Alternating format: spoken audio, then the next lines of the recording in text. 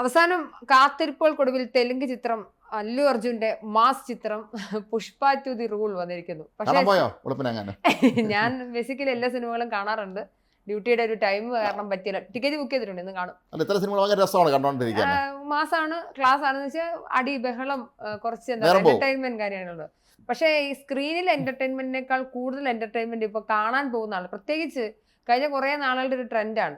ഇപ്പൊ ഒരാൾ അവരുടെ ഗെറ്റപ്പിൽ, അതായത് നായകന്റെ ഗെറ്റപ്പിൽ വേദിയിലേക്ക് അല്ലെങ്കിൽ സിനിമ കാണാൻ വരിക.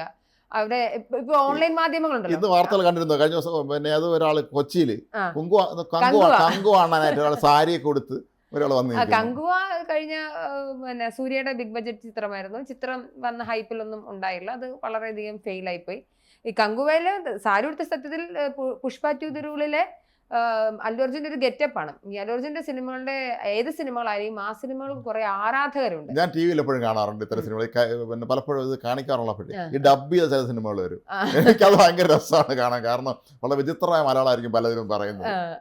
അപ്പൊ ഈ വരുന്ന ആരാധകർ കണ്ണടച്ച് ഇവരെന്ത് ചെയ്താലും അത് ഇഷ്ടപ്പെടും. സിനിമ കാണുക എന്ന് പറയുമ്പോൾ സിനിമയെ വിമർശനാത്മകമായി സമീപിക്കാം, അതിന് എന്റർടൈൻമെന്റ് ആയിട്ട് കാണാം, പല രീതിയിൽ. പ്രേക്ഷകന്റെ ഇഷ്ടമാണ് എപ്പോഴും സിനിമ എന്ന് പറയുന്നത്. ഒരു സിനിമ സംവിധായകൻ ആളുകളുടെ മുന്നിലേക്ക് വെച്ച് കഴിഞ്ഞാൽ പിന്നെ അയാളുടെ സമീപനമാണ് സിനിമ നല്ലതോ ചീത്തയോ എന്നുള്ളത് അവരുടെ ആസ്പെക്റ്റ് ആണ്. പക്ഷെ ചില എക്സ്ട്രീം, ചില പ്രത്യേക എന്താ കേസുകൾ കഴിഞ്ഞ ദിവസം ഹൈദരാബാദില് തിയേറ്ററിൽ ഒന്നും തിരക്കിൽ സ്ത്രീ മരിച്ചു. ആ സ്ത്രീയുടെ കുട്ടി 9 വയസ്സുള്ള ഒരു ബാലന്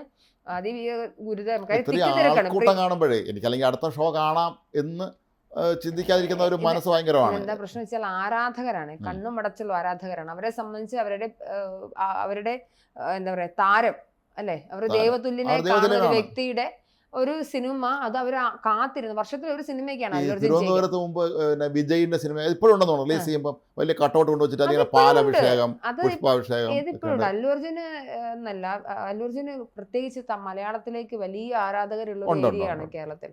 അപ്പൊ അവരെ സംബന്ധിച്ചിടത്തോളം ആരാധന എന്ന് പറയുമ്പോൾ ഫഹദ് ഫാസിൽ വളരെ പ്രധാനപ്പെട്ട ഒരു റോളിലാണ്. അപ്പൊ അത് പക്ഷെ സിനിമയെ കുറിച്ച് അത്ര നല്ല റിവ്യൂ അല്ല കേൾക്കുന്നത്. സിനിമ അത് ആവറേജ് ആണ്, സ്ഥിരം ക്ലീഷേ. അതെന്താ പറയാ, അതെപ്പോഴും സംഭവിക്കാറുള്ളത് പ്രേക്ഷകരെ, പ്രത്യേക ആരാധകർ ഓവർ എക്സ്പെക്ടേഷൻ നടത്തും സിനിമയെ കുറിച്ച്. അപ്പൊ അത് നല്ല സിനിമ ആയിരുന്നിരിക്കാം. ഈ സിനിമയുടെ കഴിഞ്ഞ എന്റെ ഫസ്റ്റ് പാർട്ടിന്റെ അഭിനയത്തിനാണ് ദേശീയ അവാർഡ് ഉൾപ്പെടെ കിട്ടിയത്. അപ്പം സുകുമാറിൽ നിന്നും കുറച്ചുകൂടെ നല്ലതായിട്ട് എക്സ്പെക്ട് ചെയ്തിരുന്നു. പക്ഷെ ഇത് വെറും സ്റ്റണ്ടുകളും മാത്രമായി പോയി, ലോജിക്കില്ലാത്ത കഥയാണെന്ന് പറയുന്നത്. നമ്മൾ പലപ്പോഴും സംഭവിക്കാനുള്ള സാധ്യതയുണ്ട്. ഒരു നല്ല സിനിമ വന്ന് അതിന്റെ രണ്ടാം പാർട്ട് ഇറങ്ങിയാൽ പിന്നെ ആ പഴയ ക്വാളിറ്റി പലതിനും കാണില്ല. ഇതിനകത്തൊരു പ്രശ്നം എന്ന് വെച്ചാൽ സ്പോയിലർ ആണ്, എന്നാലും ഇതിന് പുഷ്പ 3 മലയാളത്തിൽ അത് കുറച്ച് ഒരു മാറ്റം ഉണ്ടായത് നാടോടിക്കാറ്റിന് ശേഷം വന്ന പട്ടണപ്രവേശമാണ്. അത് കുഴപ്പമില്ല, അത് നാടോടിക്കാറ്റിന്റെ ആ ഒരു ടെമ്പോ കീപ്പ് ചെയ്തു. പിന്നീട് ഒന്ന് അക്കരെ ആ ഒരു അസുഖമല്ലാതായി. കഴിഞ്ഞ ദിവസം അശ്വന്ത് കോക്ക് എന്ന് പറഞ്ഞിട്ടൊരു സിനിമ റിവ്യൂർ ഉണ്ട്. അവര് പറയുന്ന കഴിഞ്ഞ ദിവസം വളരെ രസകരമായി ഈ കങ്കുവ സിനിമ ഭയങ്കര ബിഗ് ബഡ്ജറ്റ് എന്ന് സെക്കൻഡ് പാർട്ടിലേക്ക് വരാൻ പോകുന്നു. സത്യത്തിൽ ആ പടം ഞാൻ കണ്ടു, ഫ്ലോപ്പാണ് പടം. ഇതിനൊക്കെ എന്തിനാണ് ഈ സെക്കൻഡ് പാർട്ട് എടുക്കുന്നത് ചോദിക്കും. അപ്പൊ ഇവര് പറഞ്ഞ എഴുത്തുകാർക്ക് എവിടെ എഴുതി നിർത്തിക്കൂടെ എന്നാണ് ചോദിക്കുന്നത്. അതിന് പറ്റിയ ആൾ നമ്മുടെ സീരിയലിന്റെ സ്ക്രിപ്റ്റ് എഴുതുന്നവരാണ്. അവരെഴുതിക്കൊണ്ടേ ഇരിക്കാൻ നിർത്താതെ എഴുത്താണ്. 2-3 ഈ പണ്ട് കേട്ടിട്ടുണ്ട്, ഈ നമ്മളെ മാപ്രസിദ്ധീകരണങ്ങൾ എന്ന് പറഞ്ഞ വാരികകളിൽ കഥ എഴുതുന്ന ആളുണ്ട്. അവര് അറ്റ് എ ടൈം ഒരു 2-3 വാരിക കണ്ട് എഴുതുന്നതാണ്. പടപടപടാ എഴുതുകയാണ്. അങ്ങനെ ഒരിക്കലും ഒരു ഇത്തരത്തിൽ എഴുതുന്ന നോവലിസ്റ്റ് എൻ്റെ ഒരു സുഹൃത്ത് ഒരു ചിത്രകാരൻ്റെ അടുത്ത്, ഈ മാഗസിൻ ചിത്രകാരൻ്റെ അടുത്ത് പറഞ്ഞു വന്നു.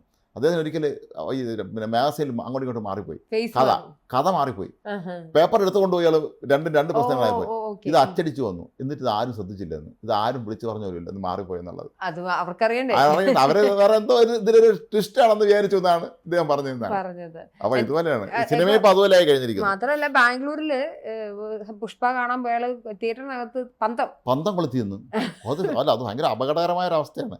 കാരണം ഈ പൂവാരി എറിയും പോലെ അല്ലെങ്കിൽ പാലഭിഷേകം നടത്തും പോലെ അല്ല, ഇത്രയും മനുഷ്യർ തിങ്ങി നിറഞ്ഞിരിക്കുന്ന ഒരു തിയേറ്ററിനകത്ത് പന്തം കൊളുത്തുക എന്ന് പറയുമ്പോൾ നമ്മുടെ കൂടെയുള്ള ശരത്തൊക്കെ പറയായിരുന്നു. മുമ്പൊരിക്കൽ തിരുവനന്തപുരത്ത് 2014 മറ്റോ യാതൊരു അജിത്തിൻ്റെ പടം റിലീസായപ്പോൾ തിയേറ്ററിനുള്ളിൽ ഇവർ ഈ പടക്കം പൊട്ടിച്ചെന്ന്. സ്വാഭാവികമാണ്. തിയേറ്ററിന്റെ പടക്കം ഉള്ളില്. പൊട്ടിക്കുന്നു മാത്രമല്ല, വിജയുടെ പല സിനിമകളും ഈയിടെ റിലീസ് ആയിട്ടുണ്ടായിരുന്നു. ഈ സമയത്തെല്ലാം അതിനകത്ത് പടക്കം പൊട്ടിക്കുന്നു, തീ ഇടുന്നു, ബഹളം വെക്കുന്നു, ഒരു തിയേറ്റർ തന്നെ നശിപ്പിക്കുന്ന ഒരുപാട് അവസ്ഥകളൊക്കെ വന്നിട്ടുണ്ട്. ഇതൊക്കെ ഇപ്പൊ അതെന്താ പറയാ, വളരെ നോർമൽ ആയിരിക്കുകയാണ് ഇങ്ങനത്തെ കാര്യങ്ങളൊക്കെ. ഇതുണ്ടെങ്കിലേ ഇനി എന്താന്ന് വെച്ച് കഴിഞ്ഞാൽ ഇപ്പൊ ഒരുപാട് ഓൺലൈൻ, അതായത് ഇൻസ്റ്റഗ്രാമിലും യൂട്യൂബിലും ഒക്കെ ആയിട്ട് ഓൺലൈൻ ചാനലുകൾ, അവര് പ്രധാനമായിട്ടും ഈ എന്റർടൈൻമെന്റ് കാര്യങ്ങൾ മാത്രം ഫോക്കസ് ചെയ്യുന്ന ചാനലുകളുണ്ട്. അവരെ സംബന്ധിച്ചത് എല്ലാം കണ്ടന്റ് ആണ്. അപ്പൊ ഇവരെ കാണിക്കാൻ വേണ്ടിയാണ് എന്ത് ചെയ്യുന്നത്, ഇപ്പം ആറാട്ടണ്ണൻ എന്ന് പറയുന്ന ഒരാൾ പ്രസിദ്ധനാവുന്നു, എന്താ പെരേര എന്ന് പറഞ്ഞ ഒരാൾ പ്രസിദ്ധൻ. ഇവരൊക്കെ ഇങ്ങനെ എന്താ പറയുന്ന സിനിമ കണ്ടിറങ്ങുന്നു. അപ്പൊ ഈ മൈക്കും പിടിച്ച് എങ്ങനെയുണ്ട് സിനിമ എന്ന് ചോദിക്കുന്ന ആൾക്കാരുടെ അടുത്ത് മുന്നിൽ ഷോ കാണിക്കുന്ന ഇവരൊക്കെ തന്നെ എന്ത് ചെയ്യുന്നു, ഏതെങ്കിലും ഒരു പേര് കൂടെ ചേർത്തിട്ട് ഇവരൊക്കെ പിന്നെ ഫേമസ് ആവും. അണ്ണൻ വന്നിരുന്നു, അമേസിംഗ് അണ്ണൻ. അമേസിംഗ് അണ്ണൻ തിരുവനന്തപുരത്താണെന്ന് തോന്നുന്നു, മറ്റേതൊക്കെ കൊച്ചിയിലാണെന്ന് തോന്നുന്നു.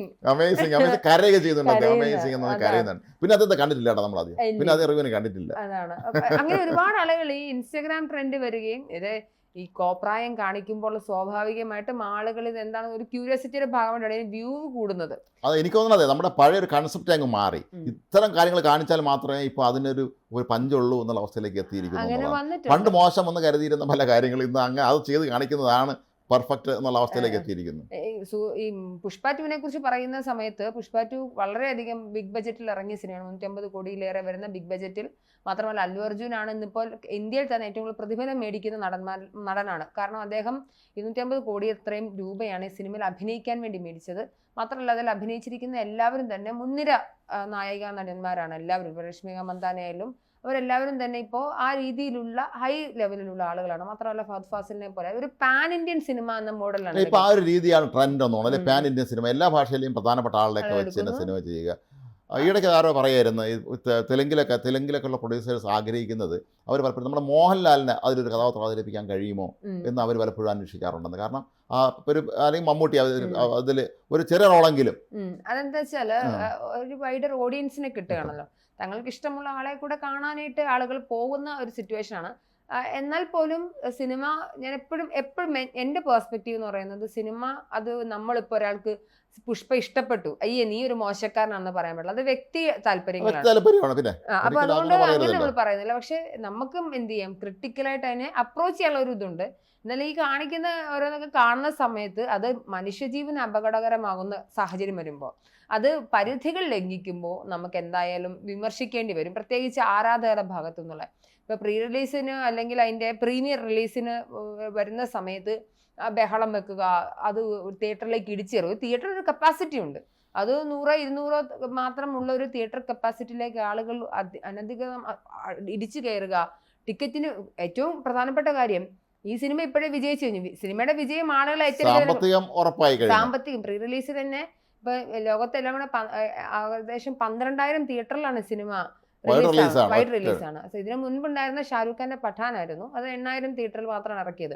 അപ്പം ഗ്ലോബൽ ലെവലിൽ തന്നെ ഒരുപാട് തിയേറ്ററിൽ ഇറങ്ങുന്ന ഈ സിനിമ ഒരുപാട് ഭാഷകൾ. പണ്ടത്തെ പോലെ ഈ ഫിലിമിന്റെ പെട്ടിയൊന്നും കൊണ്ടുപോകണ്ടല്ലോ, ഡിജിറ്റൽ ആയതോടുകൂടി എത്ര വേണമെങ്കിലും റിലീസ് ആകാൻ പറ്റുമല്ലോ, സാങ്കേതികമായ എത്ര എളുപ്പമായ കാര്യങ്ങൾ. ഈ പണ്ടൊക്കെ നമ്മുടെ നാട്ടിൽ ഈ മമ്മൂട്ടി ഫാൻസ്, മോഹൻലാൽ ഫാൻസ് എന്നൊക്കെ പറഞ്ഞ് ഇവരുടെ പടം റിലീസ് ആവുന്ന ദിവസം ഈ തിയേറ്ററുടെ മുന്നിൽ ഭയങ്കര ബഹളം നടക്കുമായിരുന്നു. ഇതുപോലെ തന്നെ കുറേ പേരുന്ന് ബഹളം വയ്ക്കുന്നു, അടി വീഴുന്നു, പിന്നെ പോലീസ് വരുന്നു, ഓടിക്കുന്നു. അപ്പോൾ എൻ്റെ അടുത്ത് ഒരു സിനിമ പ്രവർത്തനം ഒരിക്കൽ പറഞ്ഞത്, ഈ തിയേറ്ററിന് മുമ്പിൽ ലഹളം ഉണ്ടാക്കാൻ വേണ്ടി തന്നെ ആളുടെ കൂലിക്ക് എടുക്കുന്ന പരിപാടി ഉണ്ടായിരുന്നു. ഇപ്പം നമുക്ക് ഇത്ര കാശ് കൊടുത്താൽ അവർ തമ്മിൽ അങ്ങ് അടികൂടിക്കോളും, അടിയും ബഹളവും ഒക്കെ നടത്തി ആ പടം ഒരു പോലീസ് ഒന്ന് തല്ലി ഓടിക്കുന്നു. അപ്പോൾ ഇതൊരു ഓളം ഉണ്ടാക്കുമ്പോൾ നമ്മൾ സാധാരണ ഇതൊന്നും അറിയാത്ത സാധാരണ പ്രേക്ഷകൻ വിചാരിക്കും ഇതൊരു ഗംഭീര സിനിമയാണല്ലോ, നമുക്കൊന്നേ കണ്ടാലോ എന്ന് ചിന്തിക്കുമെന്നാണ്. എന്തായാലും ഇക്കാര്യത്തിനകത്ത് ഇപ്പം അവർ ഓഡിയോ ലോഞ്ചിങ് ആയാലും സിനിമയുടെ ഹൈപ്പ് കൊടുത്തതാണെങ്കിലും അല്ലു അർജുൻ്റെ ഗെറ്റപ്പ് ആണെങ്കിലും എൻ്റെ ഈ പറഞ്ഞതുപോലെ പല മേഖലകളിലായിട്ട് പാട്ടുകൾക്ക് തന്നെ ടീസറും പാട്ടുകൾക്ക് തന്നെ ലോഞ്ചിങ്ങും പ്രീ ലോഞ്ചിങ്ങും ഒക്കെ ആയിട്ട് ഒരുപാട് വലിയ രീതിയിലാണ് ആ സിനിമ പ്ലാൻ ചെയ്തിരുന്നത്. അപ്പോൾ സ്വാഭാവികമായിട്ടും ആളുകൾക്ക് ആ സിനിമയ്ക്കകത്ത് എന്തോ വലിയ സംഭവം 2.5-3 മണിക്കൂർ വരുന്ന ഒരു സിനിമയ്ക്കകത്ത് അവരതിലങ്ങനെ മതിമറക്കുക എന്നുള്ളത് അവർക്ക് ഇഷ്ടമാണെങ്കിൽ ചെയ്യട്ടെ, പക്ഷെ മറ്റൊരാളുടെ ജീവൻ അപകടമാകുന്ന രീതിയിലേക്ക് ഒരിക്കലും ചെയ്യാൻ പാടില്ല. ഈ പിന്നെ വേഷം കെട്ടി ഇപ്പോ കേരളത്തിൽ ഒരുപാട് ആളുകൾ വേഷം കെട്ടി വരുന്നുണ്ട്, പല വേഷവിധാനത്തിൽ വരുന്നുണ്ട്, നായകനോടുള്ള ഇഷ്ടം കാരണം അത് ഇമിറ്റേറ്റ് ചെയ്യുന്നുണ്ട്. മുമ്പ് തിരുവനന്തപുരത്ത് IFFK ഫിലിം ഫെസ്റ്റിവൽ നടക്കുമ്പോൾ ഇത്തരം ചില വേഷക്കാർ വരുമായിരുന്നു. അപ്പോൾ അവരുടെ പ്രധാന ആകർഷണം അപ്പോൾ അത്യാവശ്യം ശ്രദ്ധ പിടിച്ചു പറ്റുക എന്നുള്ളതാണ്. IFFK കുറിച്ച് പ്രത്യേകമായി തന്നെ എനിക്ക് പറയേണ്ടതുണ്ട്. കാര്യം IFFKയിൽ കുറെ പല കാറ്റഗറികളോ, ഒന്ന് സിനിമ കാണാൻ വരുന്ന ആളുകൾ, ഒന്ന് നിരൂപകരായിട്ടുള്ള ആളുകൾ, മാധ്യമ പ്രവർത്തകർ, പിന്നെ സിനിമ ഇഷ്ടപ്പെടുന്ന വേറെ കുറച്ച് ആളുകൾ, പിന്നെ കുറച്ചൊരു ഷോ കാണിക്കാൻ വരുന്നത്. ഷോ കാണിക്കാൻ കുറേ പേരുണ്ടാവും. അപ്പോൾ അത് ഭയങ്കര രസമാണ്. അപ്പോൾ നമ്മൾ ടാഗോർ തിയേറ്റർ, നേരത്തെ കൈരളിയിലൊക്കെയാണ്, ഇപ്പൊ ടാഗോർ തിയേറ്ററിന്റെ ഫ്രണ്ടിലേക്ക് ഇങ്ങനെ അവർക്ക് സിനിമ കാണാറ് പോലും ഇല്ല. അവർ പുറത്തിരിക്കുകയുള്ളൂ, അവരകത്ത് കയറാറില്ല. ഈ നമ്മുടെ ചാനലുകൾ ജോലി ചെയ്യുമ്പോൾ അന്ന് ഈ IFFK വലിയൊരു ഹൈപ്പുള്ളൊരു സമയമാണ്. അപ്പോൾ മിക്കവാറും എല്ലാ ചാനലുകളും ഫെസ്റ്റിവൽ ഒരു സെപ്പറേറ്റ് ഒരു ചെറിയൊരു പ്രോഗ്രാം പോലെ വയ്ക്കും. വൈകുന്നേരത്ത് ഒരു 15 മിനിറ്റ് 20 മിനിറ്റുള്ള ഒരു പ്രോഗ്രാം കാണും. അപ്പോൾ അതിലത്തേക്ക് എന്തായാലും കുറേ മെറ്റീരിയൽ കളക്ട് ചെയ്യേണ്ടി വരും. ഇപ്പോൾ രാവിലെ മുതലേ തന്നെ നമ്മുടെ ചാനലിൽ സിനിമ നോക്കുന്ന കുട്ടികൾ പോയി ഇതൊക്കെ എടുത്തുകൊണ്ട് വരും. അപ്പോൾ അവരുടെ മുന്നിൽ ഇവരെ പെർഫോമൻസ് ആണ്. അവർക്കറിയാം, ഈ ആൾക്ക് അറിയാം ഇവർ ഈ ചാനലിൽ പ്രത്യേക പരിപാടിക്ക് വേണ്ടിയാണ് ഇതൊക്കെ ചെയ്യുന്നതെന്നുള്ള. പിന്നെ അവരൊന്ന് അതിൻ്റെ ഷോ ഒക്കെ നടത്തി കുറേയൊക്കെ കാണിക്കും. IFFK ഞാൻ സിനിമ കാണാൻ ഉദ്ദേശിക്കുന്നില്ല. നമ്മൾ സുഹൃത്തുക്കളെ കണ്ടുമുട്ടാം, ദൂരേക്കുള്ളവർ വരും. നമുക്ക് എല്ലാത്തോളം നമ്മൾ ഡിസംബറിൽ കാത്തിരിക്കുന്നത് സിനിമ ആണെങ്കിൽ പലത് യൂട്യൂബിലൊക്കെ കാണാനൊക്കെ പറ്റും. പക്ഷേ എങ്കിലും നമ്മുടെ സുഹൃത്തുക്കൾ ദൂരേക്കുള്ളവരെ അവരെ കണ്ടുമുട്ടുക എന്നുള്ള ഭയങ്കര സന്തോഷമുള്ള കാര്യം. പിന്നെ അവിടെ ഒരു രസമല്ലേ, എല്ലാവരും കൂടെ ഒക്കെ ഉള്ളൊരു സിനിമ എപ്പോഴും ഒരു ആവേശമാണ്. ആളുകളെ ആസ്വദിക്കുകയും കാണുകയും. പണ്ട് നമ്മൾ എല്ലാത്തിനും ഫിലിം ഫെസ്റ്റിവലിൽ എപ്പോഴും പോകുമായിരുന്നു. നല്ല സിനിമകളും കാണാറുണ്ട്. അതുകൊണ്ട് തന്നെ നല്ല സിനിമകളുണ്ട്, എന്റർടൈൻമെന്റ് ആയിട്ട് കാണാം. ഇപ്പൊ തല്ലിപ്പൊളി പടങ്ങൾ ഉണ്ടാവും. ഈ നല്ല സിനിമ എന്താണ് എന്നുള്ളതിനെ കുറിച്ച് പോലും പണ്ട് വരെ ചർച്ച ചെയ്താണ്. നല്ല സിനിമ എന്ന് പറഞ്ഞാൽ ഏറ്റവും അധികം ആൾ കാണുന്ന സിനിമയാണോ, ആൾ കാണാത്ത സിനിമയാണോ? കാര്യം പണ്ട് ഈ അവാർഡ് സിനിമകൾ വരുമായിരുന്നു. അപ്പോൾ അതൊക്കെ മാറിയിട്ട് പുതിയ ട്രെൻഡാണിത്. ശരിക്കും നമ്മൾ ഈ പുഷ്പയെക്കുറിച്ചൊക്കെ പറയുമ്പോൾ അതൊരു നല്ല ട്രെൻഡായി എനിക്ക് പലപ്പോഴും തോന്നുന്നില്ല. വേറെ കൊണ്ടല്ല, ഇതിൻ്റെ കച്ചവട മൂല്യം ഏതാണ്ട് ഉറപ്പാക്കാൻ കഴിയും. പണ്ടൊരു സിനിമ റിലീസ് ചെയ്താൽ അത് തിയേറ്ററിൽ നമ്മൾ റിലീസ് ചെയ്യുന്നു, കണ്ടില്ലെങ്കിൽ ഇല്ല, തീർന്നു. ഇപ്പം അങ്ങനെ ഇത്രയും ഒരുപാട് പ്രോസസ്സ് കൂടെ കടന്നാണ് സിനിമ പ്രേക്ഷകരുടെ മുന്നിലേക്ക് എത്തുന്നത്. മാത്രമല്ല കോവിഡാനന്തരം ഉണ്ടായൊരു വലിയ മാറ്റമാണ്. OTT റിലീസ് മാത്രമല്ല, സാമൂഹിക മാധ്യമങ്ങൾ വളരുന്നതോടുകൂടി അതിലൂടെ ഇവിടുന്ന് മാർക്കറ്റിംഗ് സ്ട്രാറ്റജി. എന്തായാലും പുഷ്പ 2 ദ റൂൾ എന്ന് പറയുന്നതിന്റെ മാർക്കറ്റിംഗ് ടീം അതിന്റെ എക്സ്ട്രീം പണിയെടുത്ത് അതിന്റെ റിസൾട്ട് കിട്ടിയിട്ടുണ്ട്. ആളുകൾ തിയേറ്ററിലേക്ക് എത്തുന്നു, അവർ കണ്ട് അവർ തന്നെ വിലയിരുത്തട്ടെ. നമുക്ക് അതിനകത്തൊന്നും പറയാനില്ല. അത് ഇഷ്ടമുണ്ടെങ്കിൽ നമ്മൾക്ക് കാണാനിരിക്കുന്നുള്ളൂ. കാണാത്തൊരു സിനിമയെ കുറിച്ച് അഭിപ്രായം പറഞ്ഞാൽ ശരിയല്ല. മിക്സഡ് ആയിട്ടുള്ള അഭിപ്രായങ്ങളാണ് വരുന്നത്. പക്ഷെ എന്നിരുന്നാൽ പോലും ആളുകളുടെ ജീവിതം അപകടത്തിലാക്കുന്ന തരത്തിലുള്ള ഒരു കാര്യം പന്തംകൊളുത്തി പ്രകടനം ഒന്നും നടത്താതിരിക്കുക, അതായിരിക്കും ഏറ്റവും നല്ലത്. ആളുകൾ വന്ന് കാണട്ടെ, തീർച്ചയായും ആള് സിനിമ കണ്ട് നമ്മൾ തിയേറ്ററിൽ വന്ന് സിനിമ ആസ്വദിക്കാനാണല്ലോ. അപ്പോൾ അതിന് പകരം ഇത്തരത്തിലുള്ള പരിപാടികൾ പരമാവധി കുറച്ച് പരമാവധി എല്ലാവരും കാണട്ടെ. നമുക്ക് സിനിമ എന്ന് പറഞ്ഞാൽ വലിയൊരു ഇൻഡസ്ട്രിയാണ്, അതൊരിക്കലും തകരാൻ പാടില്ല. അതുകൊണ്ട് ഈ വെറുതെ റിവ്യൂ നടത്തി സിനിമ രംഗം തന്നെ തകർക്കുന്ന രീതിയോടൊന്നും ഞങ്ങൾക്ക് യാതൊരു യോജിപ്പുമില്ല. പക്ഷേ അത് അവിടെ അത്തരം സ്ഥലങ്ങളിൽ നമ്മളൊരു അല്പം ഒരു മര്യാദ വകതിരിവാണ് പെരുമാറുക, അത്രയേ ഉള്ളൂ. ഏതായാലും പുഷ്പ 2 വന്നു കഴിഞ്ഞിരിക്കുന്ന തിയേറ്ററിൽ അവരുടെ ആരാധകർക്കെല്ലാം ഇത് വലിയ സന്തോഷമുള്ള കാര്യമാണ്. സമാധാനത്തോടെ നിങ്ങൾ എല്ലാവരും പോയി സിനിമ കാണുക, ആസ്വദിക്കുക.